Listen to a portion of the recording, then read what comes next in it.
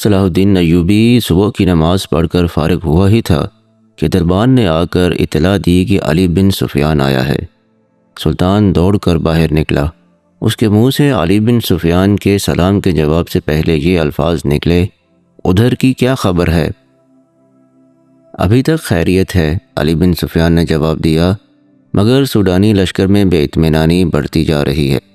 میں نے اس لشکر میں جو اپنے مخبر چھوڑے تھے ان کی اطلاعوں سے پتہ چلتا ہے کہ ان کے کسی ایک بھی کماندار نے قیادت سنبھال لی تو بغاوت ہو جائے گی۔ صلاح الدین ایوبی اسے اپنے خیمے میں لے گیا۔ علی بن سفیان کہہ رہا تھا، ناجی اور اس کے سرکردہ سالاروں کو تو ہم نے ختم کر دیا ہے، لیکن وہ مصری فوج کے خلاف سوڈانیوں میں نفرت کا جو زہر پھیلا گئے تھے اس کا اثر ذرہ بھر بھی کم نہیں ہوا۔ ان کی بے اطمینانی کی دوسری وجہ ان کے سالاروں کی گمشدگی ہے۔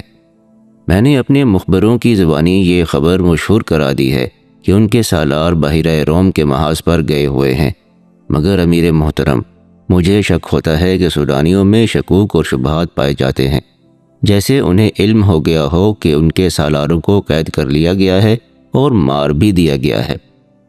اگر بغاوت ہو گئی تو مصر میں ہمارے جو دستے ہیں وہ اسے دبا سکیں گے کیا؟ صلاح الدین ایوبی نے پوچھا، کیا وہ 50,000 تجربہ کار فوج کا مقابلہ کر سکیں گے؟ مجھے شک ہے۔ مجھے یقین ہے کہ ہماری قلیل فوج سوڈانیوں کا مقابلہ نہیں کر سکے گی، علی بن سفیان نے کہا۔ میں اس کا بندوبست کر آیا ہوں۔ میں نے عالی مقام نور الدین زنگی کی طرف 2 تیز رفتار قاصد بھیج دیے ہیں۔ میں نے پیغام بھیجا ہے کہ مصر میں بغاوت کی فضا پیدا ہو رہی ہے اور ہم نے جو فوج تیار کی ہے وہ تھوڑی ہے اور اس میں سے آدھی فوج محاذ پر ہے۔ متوقع بغاوت کو دبانے کے لیے ہمیں کمک بھیجی جائے۔ مجھے ادھر سے کمک کی امید کم ہے، سلطان ایوبی نے کہا۔ پرسوں ایک قاصد یہ خبر لایا تھا کہ زنگی نے فرینکوں پر حملہ کر دیا تھا۔ یہ حملہ انہوں نے ہماری مدد کے لیے کیا تھا۔ فرینکوں کے امراء اور فوجی قائدین بحیرہ روم میں صلیبیوں کے اتحادی بیڑے میں تھے اور فرینکوں کی کچھ فوج مصر میں داخل ہو کر عقب سے حملہ کرنے اور ہمارے سوڈانی لشکر کی پشت پناہی کے لیے مصر کی سرحد پر آ گئی تھی۔ محترم زنگی نے ان کے ملک پر حملہ کر کے ان کے سارے منصوبے کو ایک ہی وار میں برباد کر دیا ہے اور شاہ فرینک کے بہت سے علاقے پر قبضہ کر لیا ہے۔ انہوں نے صلیبیوں سے کچھ رقم بھی وصول کی ہے۔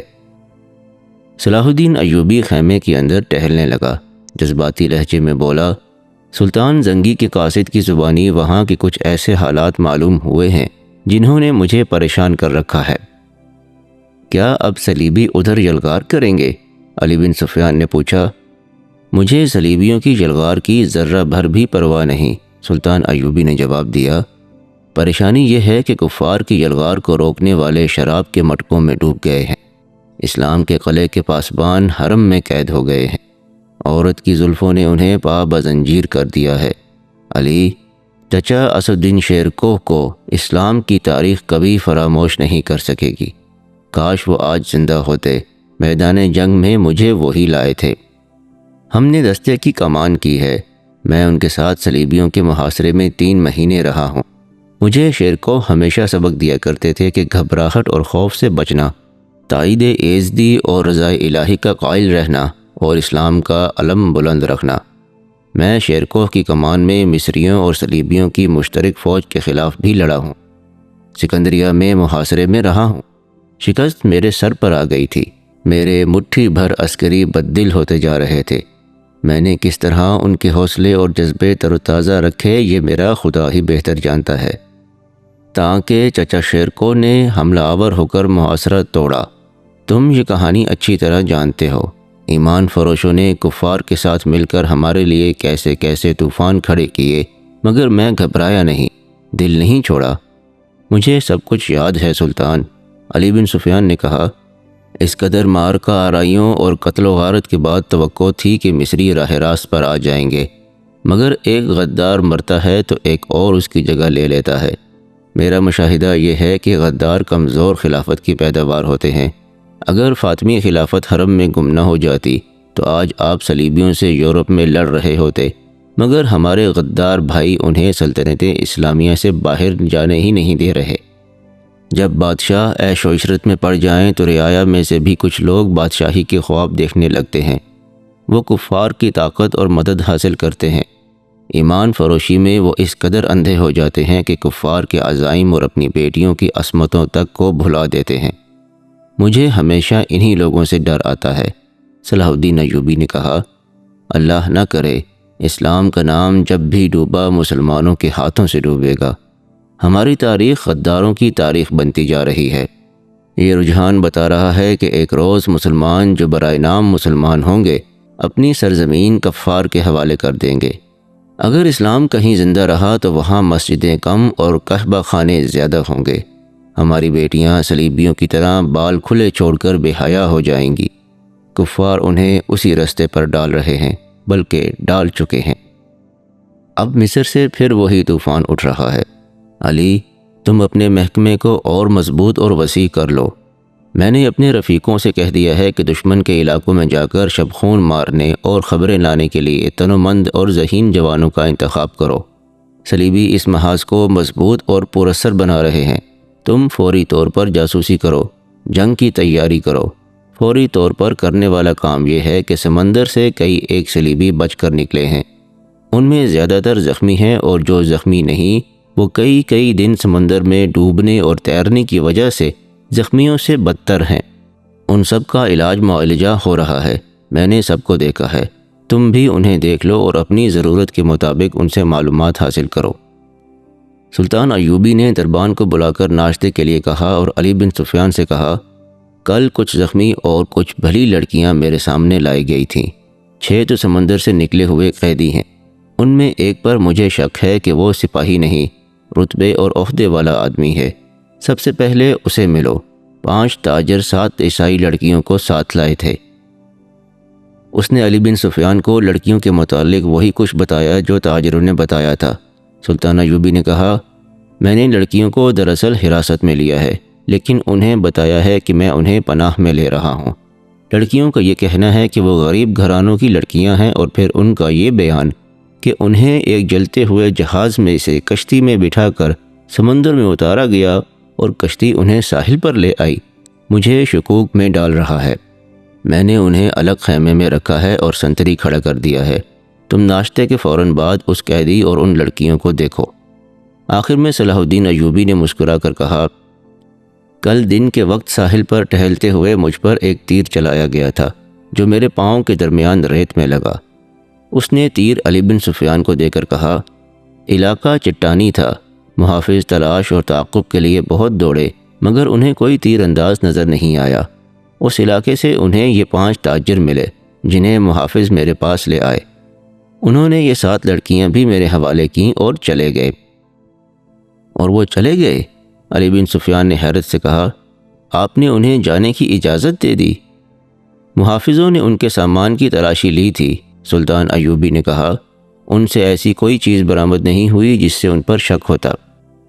علی بن سفیان تیر کو غور سے دیکھتا رہا اور بولا، سلطان اور سراغ رساں کی نظر میں بڑا فرق ہوتا ہے۔ میں سب سے پہلے ان تاجروں کو پکڑنے کی کوشش کروں گا۔ علی بن سفیان صلاح الدین ایوبی کے خیمے سے باہر نکلا تو دربان نے اسے کہا، یہ کماندار اطلاع لایا ہے کہ کل 7 عیسائی لڑکیاں قید میں آئی تھیں، ان میں سے ایک لاپتہ ہے۔ کیا سلطان کو یہ اطلاع دینا ضروری ہے؟ یہ کوئی اہم واقعہ تو نہیں کہ سلطان کو پریشان کیا جائے؟ علی بن سفیان گہری سوچ میں پڑ گیا۔ کماندار جو اطلاع دینے آیا تھا اس نے علی بن سفیان کے قریب آ کر آہستہ سے کہا، ایک عیسائی لڑکی کا لاپتہ ہو جانا تو اتنا اہم واقعہ نہیں، مگر اہم یہ ہے کہ فخر المصری نام کا کماندار بھی رات سے لاپتہ ہے۔ رات کے سنتریوں نے بتایا ہے کہ وہ لڑکیوں کے خیمے تک گیا تھا، وہاں سے زخمیوں کے خیموں کی طرف گیا اور پھر کہیں نظر نہیں آیا۔ رات وہ گشت پر نکلا تھا۔ علی بن سفیان نے ذرا سوچ کر کہا، یہ اطلاع سلطان تک ابھی نہ جائے۔ رات کے اس وقت کے تمام سنتریوں کو اکٹھا کرو جب فخر گشت پر نکلا تھا۔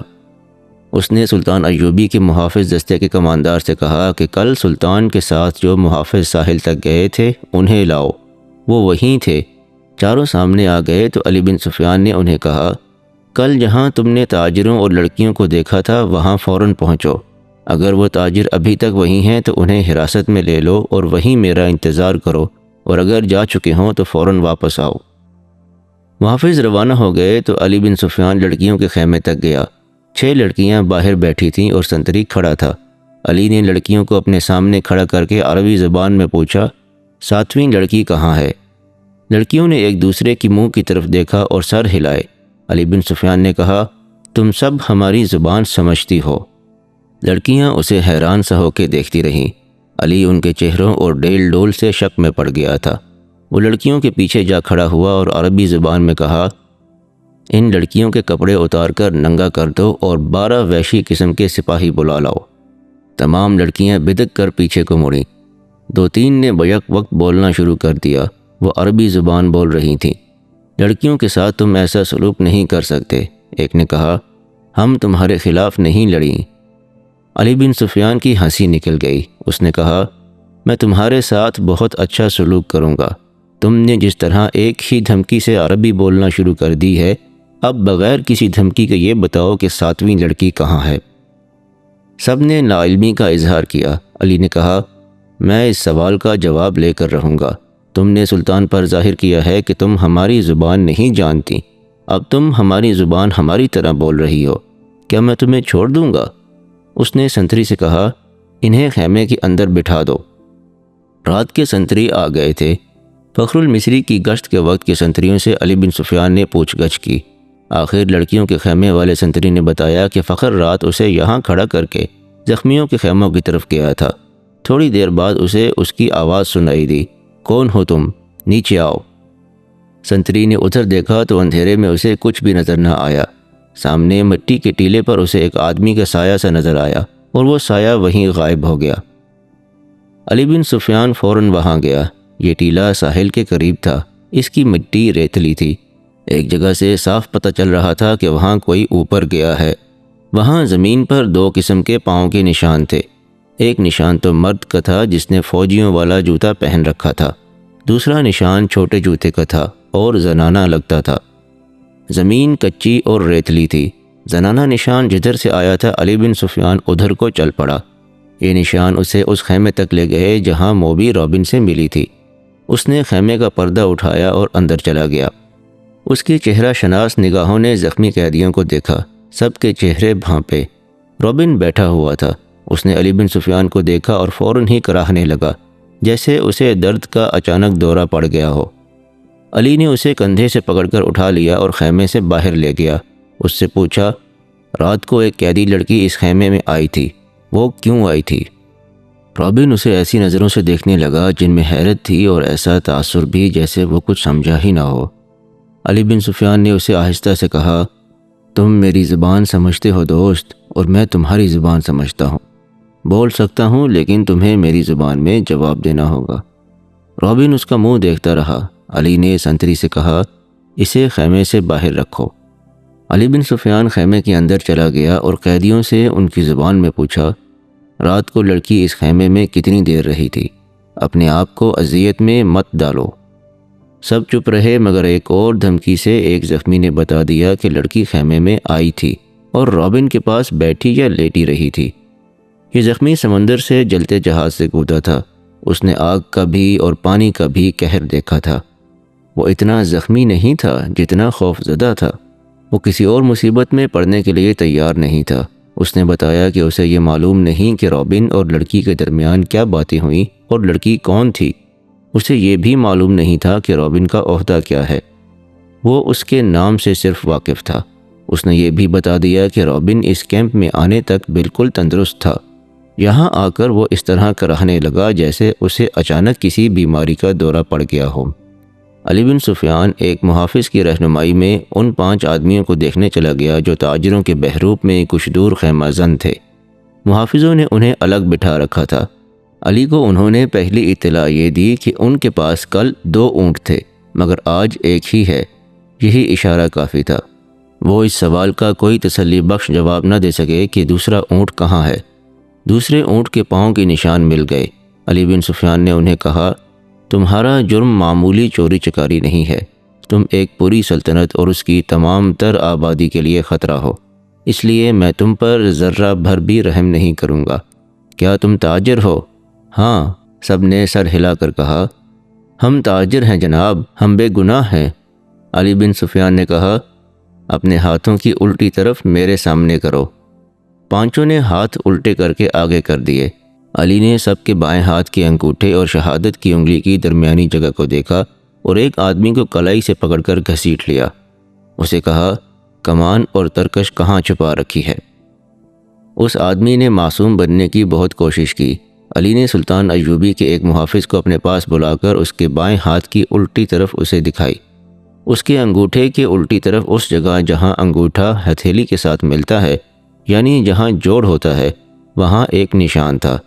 ایسا نشان اس آدمی کے انگوٹھے کے جوڑ پر بھی تھا۔ علی نے اسے اپنے محافظ کے متعلق بتایا، یہ سلطان ایوبی کا بہترین تیر انداز ہے اور یہ نشان اس کا ثبوت ہے کہ یہ تیر انداز ہے۔ اس کے انگوٹھے کی الٹی طرف ایک مدھم سا نشان تھا، جیسے وہاں بار بار کوئی چیز رگڑی جاتی رہی ہو۔ یہ تیروں کی رگڑ کے نشان تھے۔ تیر دائیں ہاتھ سے پکڑا جاتا ہے، کمان بائیں ہاتھ میں پکڑی جاتی ہے۔ تیر کا اگلا حصہ بائیں ہاتھ کے انگوٹھے پر ہوتا ہے اور جب تیر کمان سے نکلتا ہے تو انگوٹھے پر رگڑ کھا جاتا ہے۔ ایسا نشان ہر ایک تیر انداز کے ہاتھ میں ہوتا تھا۔ علی بن سفیان نے اسے کہا، ان پانچ میں تم اکیلے تیر انداز ہو، کمان اور ترکش کہاں ہے؟ پانچوں چپ رہے۔ علی نے ان پانچ میں سے ایک کو پکڑ کر محافظوں سے کہا، اس کو اس درخت کے ساتھ باندھ دو۔ اسے کھجور کے درخت کے ساتھ کھڑا کر کے باندھ دیا گیا۔ علی نے اپنے تیر انداز کے کان میں کچھ کہا۔ تیر انداز نے کندھے سے کمان اتار کر اس میں تیر رکھا اور درخت سے بندھے ہوئے آدمی کا نشانہ لے کر تیر چھوڑا۔ تیر اس آدمی کی دائیں آنکھ میں اتر گیا۔ وہ تڑپنے لگا۔ علی نے باقی چار سے کہا، تم میں کتنے ہیں جو صلیب کی خاطر اس طرح تڑپ تڑپ کر جان دینے کو تیار ہے؟ اس کی طرف دیکھو۔ انہوں نے دیکھا۔ وہ آدمی چیخ رہا تھا، تڑپ رہا تھا۔ اس کی آنکھ سے خون بری طرح بہہ رہا تھا۔ میں تم سے وعدہ کرتا ہوں، علی بن سفیان نے کہا، کہ باعزت طریقے سے تم سب کو سمندر پار بھیج دوں گا۔ دوسرے اونٹ پر کون گیا ہے؟ کہاں گیا ہے؟ تمہارا اپنا ایک کماندار ہمارا ایک اونٹ ہم سے چھین کر لے گیا ہے، ایک آدمی نے کہا، اور ایک لڑکی بھی، علی بن سفیان نے کہا۔ تھوڑی ہی دیر بعد علی بن سفیان کے فن نے ان سے اعتراف کروا لیا کہ وہ کون ہیں اور کیا ہیں، مگر انہوں نے یہ جھوٹ بولا کہ لڑکی رات خیمے سے بھاگ آئی تھی اور اس نے بتایا کہ صلاح الدین ایوبی نے رات اسے اپنے خیمے میں رکھا تھا۔ اس نے شراب پی رکھی تھی اور لڑکی کو بھی پلائی تھی، اور لڑکی گھبراہٹ اور خوف کے عالم میں آئی تھی۔ اس کے تعاقب میں فخر المصری نام کا ایک کماندار آیا اور اس نے جب لڑکی کی باتیں سنی تو اسے ہمارے اونٹ پر بٹھا کر زبردستی لے گیا۔ انہوں نے وہ تمام بہتان علی بن سفیان کو سنائے جو لڑکی نے سلطان ایوبی پر لگائے تھے۔ علی نے مسکرا کر کہا، تم 5 تربیت یافتہ عسکری اور تیر انداز، اور ایک آدمی تم سے لڑکی بھی لے گیا اور اونٹ بھی۔ اس نے انہی کی نشاندہی پر زمین میں دبائی ہوئی کمان اور ترکش بھی نکلوا لی۔ ان چاروں کو خیمہ گاہ میں بھجوا دیا گیا۔ 5واں آدمی تڑپ تڑپ کر مر چکا تھا۔ اونٹ کے پاؤں کے نشان صاف نظر آ رہے تھے۔ علی بن سفیان نے نہایت سرعت سے 10 سوار بلائے اور انہیں اپنی کمان میں لے کر اس طرف روانہ ہو گیا جدھر اونٹ گیا تھا، مگر اونٹ کی روانگی اور اس کے تعاقب میں علی بن سفیان کی روانگی 14-15 گھنٹوں کا فرق تھا۔ اونٹ تیز تھا اور اسے آرام کی بھی زیادہ ضرورت نہیں تھی۔ اونٹ پانی اور خوراک کے بغیر 6-7 دن تر و تازہ رہ سکتا ہے۔ اس کے مقابلے میں گھوڑوں کو راستے میں کئی بار آرام، پانی اور خوراک کی ضرورت تھی۔ ان عناصر نے تعاقب ناکام بنا دیا۔ اونٹ نے 14-15 گھنٹوں کا فرق پورا نہ ہونے دیا۔ فخر المصری نے تعاقب کے پیش نظر قیام بہت کم کیا تھا۔ علی بن سفیان کو راستے میں صرف ایک چیز ملی، وہ ایک تھیلا تھا۔ اس نے رک کر تھیلا اٹھایا اور کھول کر دیکھا۔ اس میں کھانے پینے کی چیزیں تھیں۔ اسی تھیلے میں ایک اور تھیلا تھا، اس میں بھی وہی چیزیں تھیں۔ علی بن سفیان کے سونگنے کی تیز حس نے اسے بتا دیا کہ ان اشیاء میں حشیش ملی ہوئی ہے۔ راستے میں اسے 2 جگہ ایسے آثار ملے تھے جن سے پتہ چلتا تھا کہ یہاں اونٹ رکا ہے اور سوار یہاں بیٹھے ہیں۔ کھجوروں کی گٹھلیاں، پھلوں کے بیج اور چھلکے بھی بکھرے ہوئے تھے۔ تھیلے نے اسے شک میں ڈال دیا۔ اس کے ذہن میں یہ شک نہ آیا کہ فخر المصری کو حشیش کے نشے میں لڑکی اپنے محافظ کے طور پر ساتھ لے جا رہی ہے۔ تاہم اس نے تھیلا اپنے پاس رکھا، مگر تھیلے کی تلاشی اور قیام نے وقت ضائع کر دیا تھا۔ یہاں پر اس قسط کا اختتام ہوتا ہے۔ اگر آپ کو انداز بیاں پسند آیا ہو تو اس ویڈیو کو لائک ضرور کیجیے گا، اور ہمارے چینل کے ساتھ جڑے رہنے کے لیے ہمارے چینل کو سبسکرائب بھی کر لیجیے گا۔ انشاءاللہ اگلی قسط میں حاضر ہوتے ہیں۔ تب تک کے لیے اپنے اور اپنے آس پاس کے تمام لوگوں کا بہت خیال رکھیے گا۔ اللہ نگہبان۔